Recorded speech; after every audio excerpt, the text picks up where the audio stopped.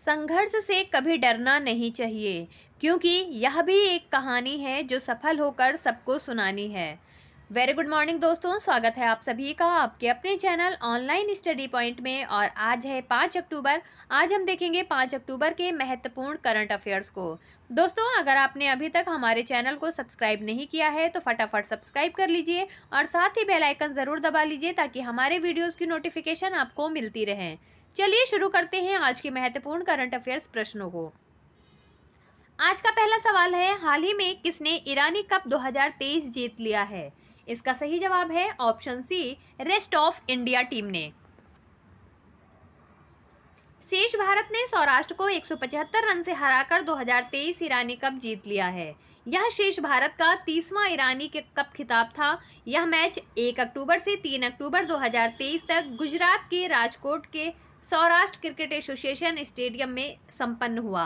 ईरानी cup भारतीय घरेलू cricket season की शुरुआत का प्रतीक है।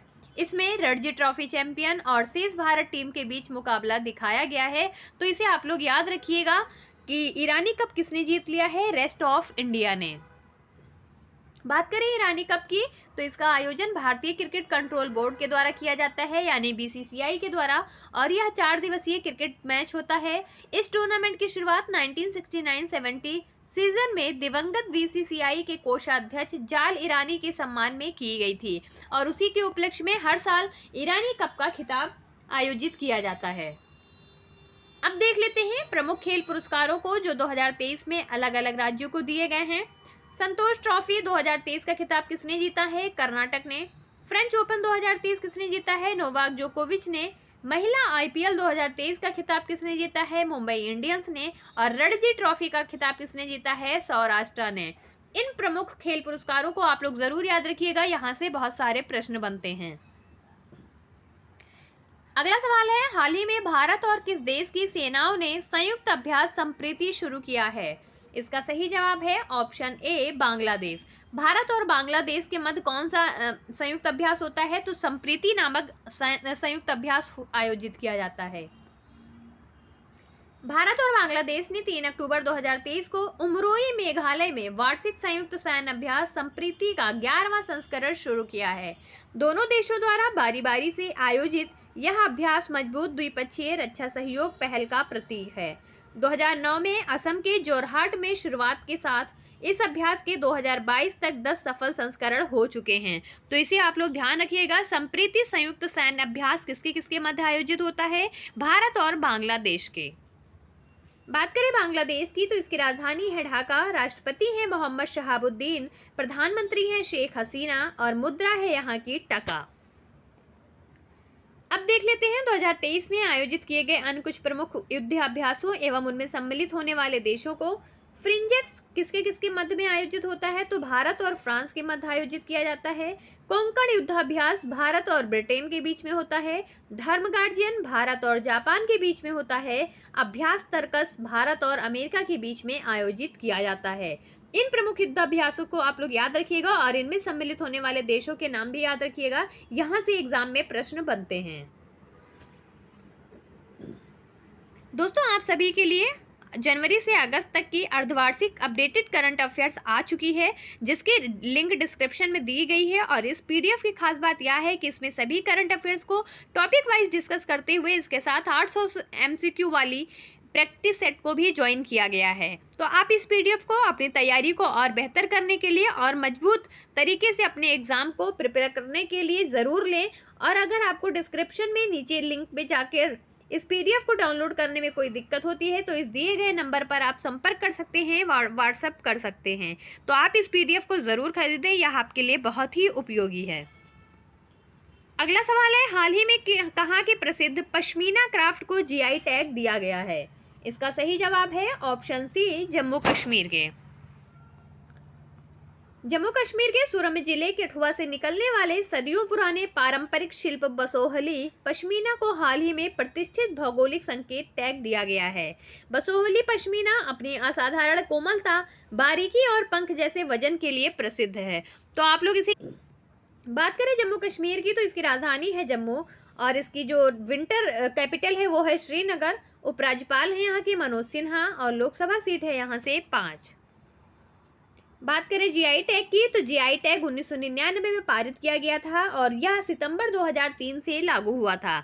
जीआई टैग अधिकतम 10 वर्ष के लिए दिया जाता है और सबसे पहला प्रोडक्ट जो था जिसे जीआई टैग दिया गया था 2004 और 5 में, तो यह पश्चिम बंगाल के दार्जिलिंग के टी को दिया गया था। अब देख लेते हैं कुछ अन्य महत्वपूर्ण जीआई टैग प्राप्त करने वाले उत्पादों को। काला चावल को मिला हुआ है जो मणिपुर का है। कंधमल हल्दी जो उड़ीसा की है, इसे भी जीआई टैग दिया जा चुका है। कश्मीर केसर यानी कश्मीर से बिलोंग करता है और इसे भी जीआई टैग दिया गया है। कंडांगी साड़ी तमिलनाडु की है जिसे जीआई टैग दिया गया है। कचई नींबू मणिपुर का है, इसे भी जीआई टैग दिया जा चुका है। और गजक मुरैना मध्य प्रदेश से संबंधित है, इसे भी जीआई टैग दिया जा चुका है। आप जरूर याद रखिएगा किस राज्य के किस प्रोडक्ट को जीआई टैग दिया गया है, यहाँ से भी प्रश्न बनते हैं। हाल ही में विश्व पशु दिवस या विश्व पशु कल्याण दिवस कब मनाया गया? इसका सही जवाब है ऑप्शन ए 4 अक्टूबर को। विश्व पशु दिवस, जिसे विश्व पशु कल्याण दिवस के रूप में भी मनाया जाता है, 4 अक्टूबर को प्रतिवर्ष मनाया जाता है। यह दिन जानवरों के अधिकारों और कल्याण की वकालत करते हुए अंतर्राष्ट्रीय कार्रवाई दिवस के रूप में कार्य करता है। इस वर्ष इसकी थीम क्या थी? ग्रेट और स्मॉल, लव देम ऑल। यह जानवरों को संवेदनशील प्राणियों के रूप में स्वीकार करने के महत्व पर जोर देता है, तो इसे आप लोग ध्यान रखिएगा। बात करें अक्टूबर माह में मनाए जाने वाले अन्य प्रमुख दिवसों की, तो 7 अक्टूबर को मनाया जाता है वर्ल्ड कॉटन डे। 8 अक्टूबर को मनाया जाता है वायुसेना दिवस। 11 अक्टूबर को मनाया जाता है विश्व मोटापा दिवस और 12 अक्टूबर को मनाया जाता है वर्ल्ड अर्थराइटिस डे। तो इसे आप लोग ध्यान रखिएगा। आईसीसी ने किस क्रिकेट लेजेंड को वनडे विश्व कप 2023 का ग्लोबल एम्बेसडर चुना है? इसका सही जवाब है ऑप्शन बी सचिन तेंदुलकर को। आईसीसी ने महान सचिन तेंदुलकर को पुरुष क्रिकेट विश्व कप 2023 के लिए वैश्विक राजदूत नामित किया है।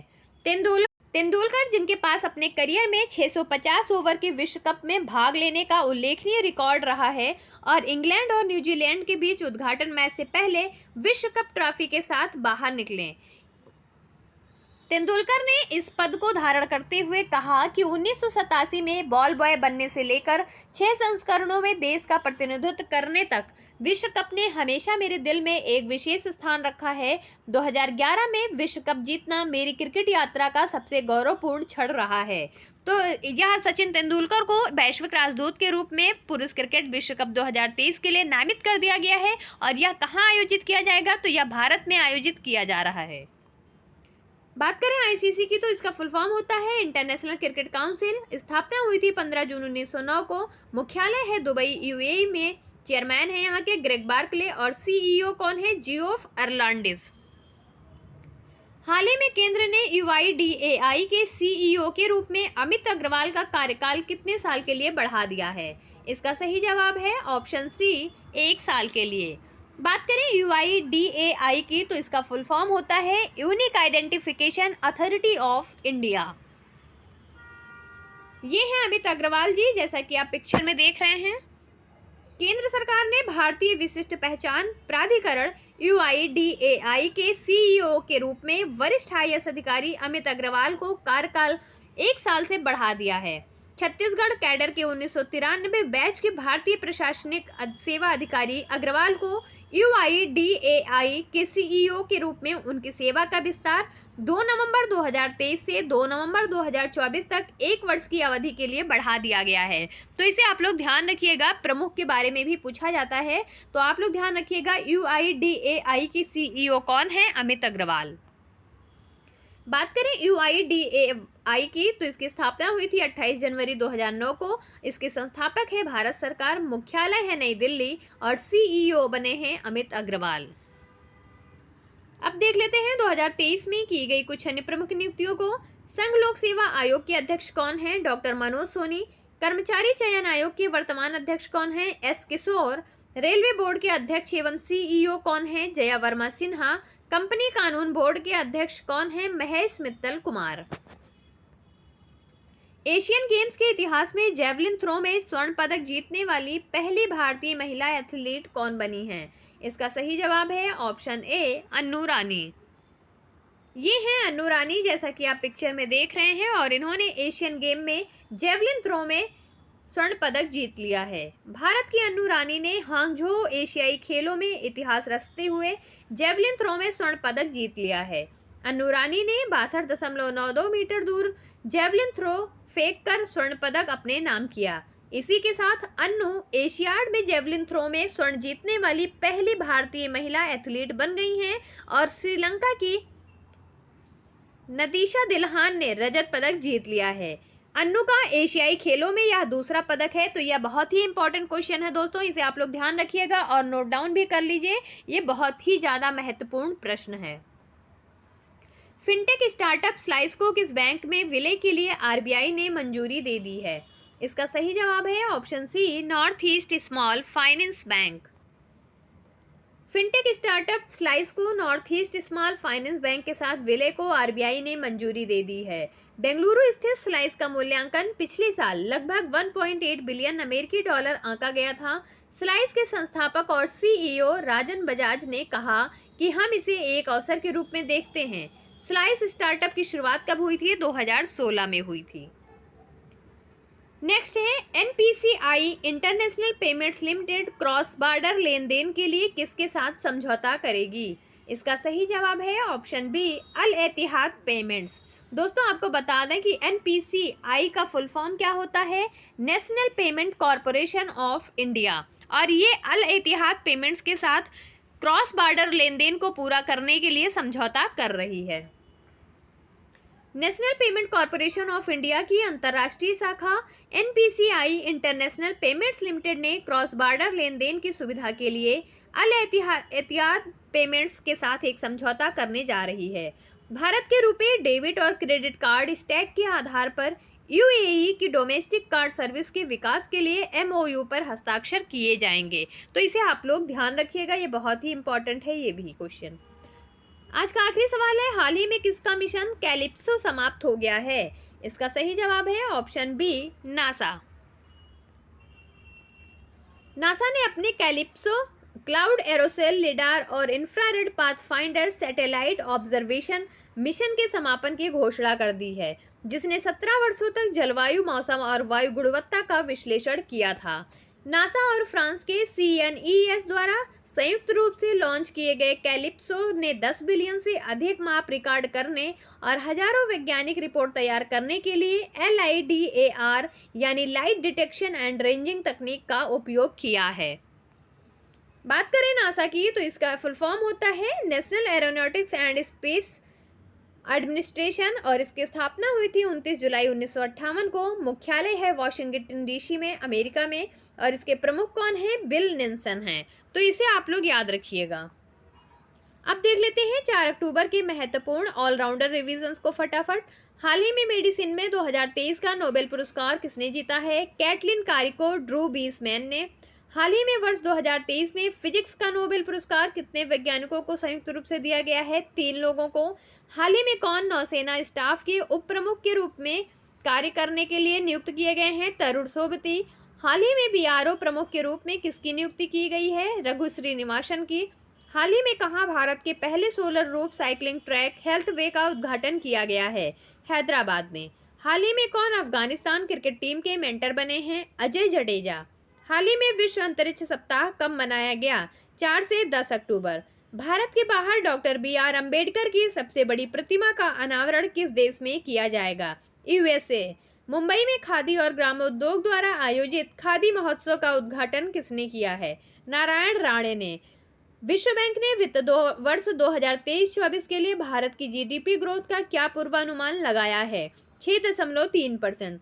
दोस्तों ये थे हमारे 4 अक्टूबर के ऑलराउंडर रिवीजन, और अब देख लेते हैं आज के प्रश्न को। हाल ही में मेडिसिन ने 2023 का नोबेल पुरस्कार किसने जीता है? तो इसके ऑप्शन दिए गए हैं, आप अपना सही जवाब कमेंट सेक्शन में भेजते रहें। अगर आपको हमारी वीडियो अच्छी लगी हो तो प्लीज़ ज़्यादा से ज़्यादा लाइक करें, शेयर करें और हमारे चैनल को सब्सक्राइब करवाते रहें। आज की वीडियो यहीं तक थी। आप सभी का बहुत बहुत धन्यवाद। आप सभी का दिन शुभ हो।